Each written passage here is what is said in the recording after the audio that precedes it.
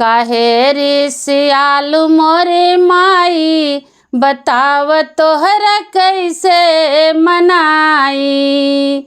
काहे रिसियालु मोरे माई, बताव तोहरा कैसे मनाई।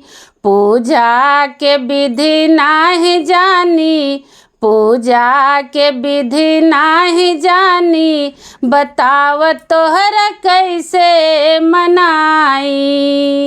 काहे रिसियालु मोरे माई, बताव तोहरा कैसे मनाई। बगिया के फूलवा मैया भंवरा जुठाए, बगिया के फूलवा मैया भंवरा जुठावे। कवन फूल तोहरा चढ़ाई, बताव तोहरा कैसे मनाई। कवन फूल तोहरा चढ़ाई, बताव तोहरा कैसे मनाई। काहे रिसियालु मोरे माई, बताव तोहरा कैसे मनाई। कुआं के पानी मैया मछली जुठाए, कुआं के पानी मैया मछली जुठावे।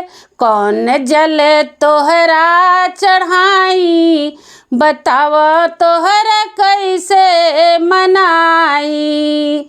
कौन जल तोहरा चढ़ाई, बताव तोहरा कैसे मनाई। काहे रिसियालु मोरे माई, बताव तोहरा कैसे मनाई। पूजा के विधि नाही जानी, बताव तोहरा कैसे मनाई। गैया के दूधवा बछड़वा जुठावे, गैया के दूधवा बछड़वा जुठावे। कवन दूध तोहरा चढ़ाई, कवन दूध तोहरा चढ़ाई, बताव तोहरा कैसे मनाई। कवन दूध तोहरा चढ़ाई, बताव तोहरा कैसे मनाई।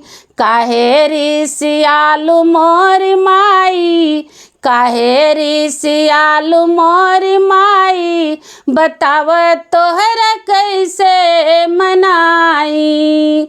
पूजा के विधि नाही जानी, पूजा के विधि नाही जानी, बताव तोहरा कैसे मनाई। बगिया के फलवा मैया सुगवा जुठियवले, बगवा के फलवा मैया सुगवा जुठियवले। कवन फल तोहरा चढ़ाई, कवन फल तोहरा चढ़ाई, बताव तोहरा कैसे मनाई। काहे रिसियालु मोरे माई, बताव तोहरा कैसे मनाई।